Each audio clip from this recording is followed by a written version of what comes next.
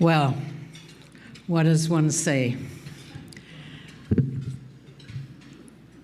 My father never approved of women in Rotary. So when I have an introduction like this, I wish he was sitting here listening.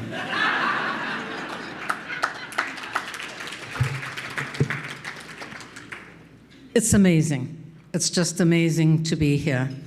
President-elect Gordon, Heather, thank you for sharing your time with us here. It's such an honor to have you here. All protocol observed, because I'm going to forget somebody somewhere along the line. It's an honor to be standing before the leadership of Zones 28 and 32. You have accepted the roles of leading your districts through the years 2023 to 2024 under two great leaders, President-elect Gordon McAnally and Foundation Chair Barry Rassin. It's going to be an exciting year for all of you, and I look forward to seeing the great strides that you will make in growing Rotary in our zones.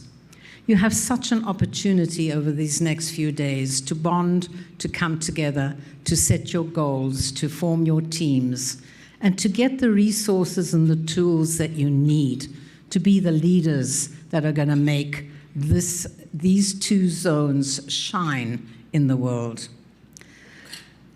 I've been so fortunate in the opportunities that Rotary have offered me. As you step through the door of governorship, you will have the opportunities offered to you. And then it's up to you. When that knock comes on the door and you have the offer of a challenge, and it's always a challenge in Rotary, I promise you, you have to have the courage to be able to say, yes, I'm going to accept that, because you have no idea what it brings into your life. It changed my life in every single way.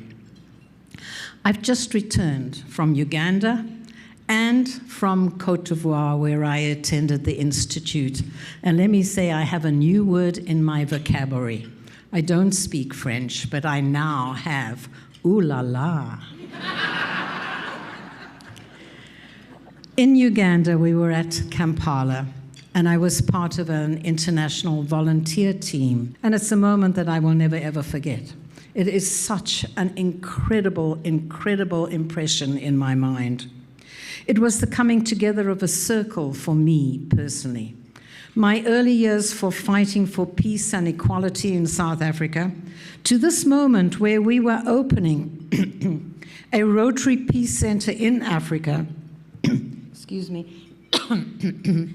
for Africans, with programs designed by Africans to bring peace to that continent. And here I was, a very proud Afro-Canadian, listening to our Canadian President, Jennifer Jones, represent Rotary and cutting that ribbon together with another proud Canadian, and that was past trustee and past director, Bryn Stiles. I'll never forget that moment. We put our hands together, all of us, and we cut that ribbon. The choir from the music school at Makerere sang an unbelievably beautiful rendition of O Canada, and I can assure you that we three Canadians did not hold back our tears. We had to actually pass Jennifer Kleenex on the stage. She was literally sobbing. It was a stunning and very, very poignant moment, showcasing what we do as Rotarians when we walk hand in hand with the Rotary Foundation. The 1990-91 Rotary International President, Paulo Vici Costa of the Rotary Club of Santos in Sao Paulo, Brazil, said, "Rotary International's masterpiece is the Rotary Foundation. It transforms our most daring dreams into the most splendid realities. The Rotary world and even the political world are already aware that the Rotary Foundation is the most generous expression of Rotarian generosity. A generosity that not only brings benefits, but also brings help and cooperation to solve the problems that affect mankind. Only God achieves the impossible, but the Rotary Foundation achieves the best that mankind can possibly achieve. So it's kind of taken me a little bit of time to decide as to what topic I wanted to have for this presentation, as so many of my stories that you have already heard are about subjugation, disrespect, denigration, and inequality because of man's inhumanity to man. These are dark and difficult subject matters. However, thinking about this led me to think about one word, and that's courage. The courage that many people call upon to survive, the quality of mind or spirit that enables a person to face difficulty, danger, pain, without fear, to face it with bravery. Now, I guess we all have courage to some degree or another, and we are called upon so often to draw on this courage. This is physical, and it is mental courage. We all know the courage needed to go into battle, to address a situation of immediate danger or stress. But what of that courage that is needed by so many on a daily basis just to survive? Those fleeing from an untellable situation in Ukraine. Women in cultural situations where they have absolutely no choice of their own. They're owned by men. They're in slavery, or they are just trying to survive sheer poverty. Our world is full of anxiety and strife today. We have heard about the incident yesterday, the honoring of a fallen constable in a police force. We look at what we have come to accept as daily occurrences. And, you know, we can't avoid the war in Ukraine, gun violence, disrespect, and conflict in politics, even horrific events such as yesterday's honoring of a police officer in our own communities. And I would even venture to say, even amongst some of us here in this room, there are those that face, on a daily basis, issues needing courage to survive and to succeed. Proudly in Rotary, we emphasize diversity, equity, and inclusion. But if we are being realistic, we have a very long way to go in our societies. And just one example, our whole social structure has been slow to change from the very male-dominated society to one of true equality. You know, I wish I could say something different, but patriarchy and xenophobia are prevalent around the world, very much in the same way that racism is still something we live with on a daily basis. It's a fight being fought on all levels, and sometimes we succeed, and sometimes we don't, but we never stop trying. Elizabeth Stanton said, "The best protection any woman can have is courage." So in this vein, I'm going to tell you just two stories associated with women's courage. Forgive me, gentlemen. The first one is in my own community. You may be aware of the organization Dress for Success, which provides women a leg up when they want to re-enter the job market after a time spent in poverty or abuse on the streets and not part of normal society. Standing next to a woman as she looked at herself in the mirror, and she was wearing a new business suit, her hair cut and styled, her face was made up, and I saw the tears running down her fit cheeks. She looked at me and she said, "Today, for the first time in 10 years, I see the me I always knew I was, and not the one that the world has had to see." I could only imagine the courage that she would need and the fear she has to overcome to reestablish herself in life, in fact, to reinvent itself. This was a small club project sponsored by a district grant. Yet this changed the life of those women we helped that particular day. Now, a few years back, I was doing polio immunization in northern Nigeria, and I was dropped off under a tree with a Rotary translator, one other Rotarian, and in fact, she is the partner of a Rotarian sitting in this room today. And we had the immunization team. After a dusty trip on a non-existent road right into the countryside, I didn't know if my family would ever see me again. Now, this is an area frequented by Boko Haram, and we had no security escort. The women and the children came to us all morning, but by the early afternoon, when the women started preparing the evening meal, there were no further children to immunize, so I took the opportunity to wander through the groups of compounds looking for children to immunize. A lot of little girls, aged 10 to 12 years, and they were collecting water, filling containers, placing them on their heads, and then disappearing into the bush. The village headman told me that there were 2 other settlements in the area, one 2 kilometers away and one 3 kilometers away.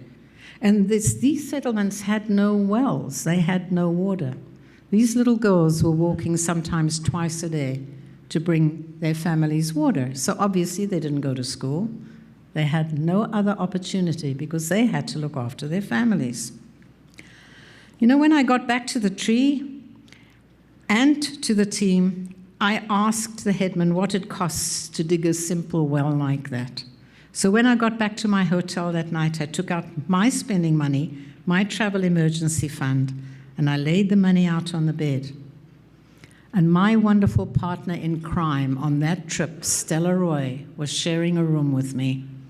Stella took one look at this, and Stella added to our stash.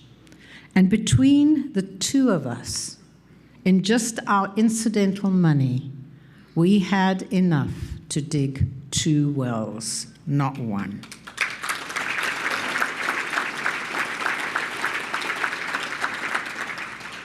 Ten months later, we had photos of those Canadian wells in those 2 settlements, and every time I look at them, I remember how little it took to make a difference. I remember the sight of those little girls with their dusty little bare feet, their buckets and containers on their heads, and their strong little backs, as they not only faced with courage, they walk home through this dangerous bush, but also the life that they led and that they will be leading in their future. Bono from the band U2 says, "The circumstance of our birth should not dictate whether we live or die, whether we have equal opportunity or not, whether we sleep in poverty or not." Now, a whole number of years ago, I was with a team of social workers and community nurses visiting an AIDS clinic in one of the most horrific communities that I know. This is the squatter camp called Zandspruit, just outside of Johannesburg. There are hundreds and thousands of people who live in shacks made from cardboard, from plastic, from little bits of wood. There's no water, no sanitation, no education, no employment, no hope. Most are unemployed and have no access to education or health services, and there are many, many children. A young girl came running up to me, and she thrust this brand new baby into my arms. She asked me to please to take her baby, take him with you and make him yours. I asked her, "Why would you want me to do this? Why would you give me your baby?" And her reply was, "I am 14 years old. I have no education. I am a prostitute and I have AIDS. What future is there for my baby?" Fortunately, we had those Rotary social workers with us, and they literally scooped her up. And today she lives in a foster home. She goes to school and has the medical attention that she needs, but best of all, her baby is safe. I will never forget her because her name is Elizabeth and my oldest daughter's name is Elizabeth. Now, Elizabeth is a remarkable young woman who, despite being through so much in her life, she has actually now graduated from high school, and the last I heard, she was on a scholarship, a Rotary scholarship, learning to be a social worker. So thank you, Rotary.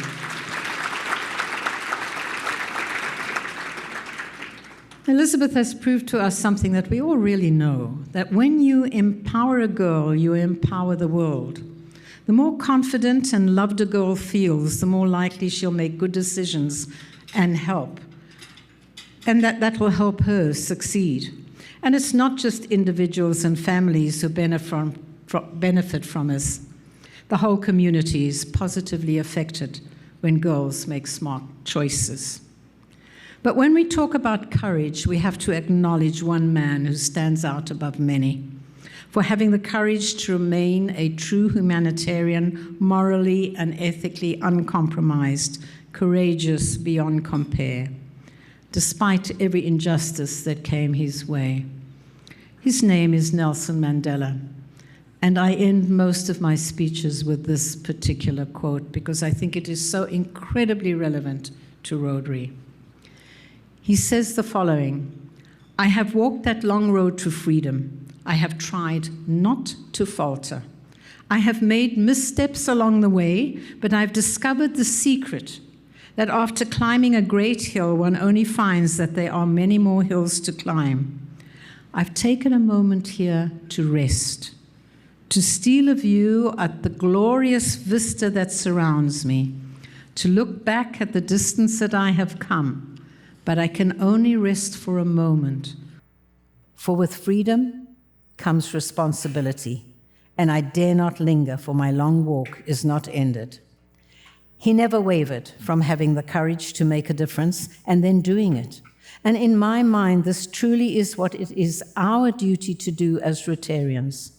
Our walk to bring peace and equality to the world is never over until the job is done. Our task to eradicate violence and injustice against both women and men in any form is never done. Our fight against polio, until it's gone, is never done. We must continue to understand that it's every human's right to have the right to choose. Walking our road to freedom, ultimately, it was what makes us an effective human being. So together, both inside and outside of our communities, we must be there to offer all of humanity absolute equal respect and opportunity to walk their road to freedom so that they can have their dreams come true.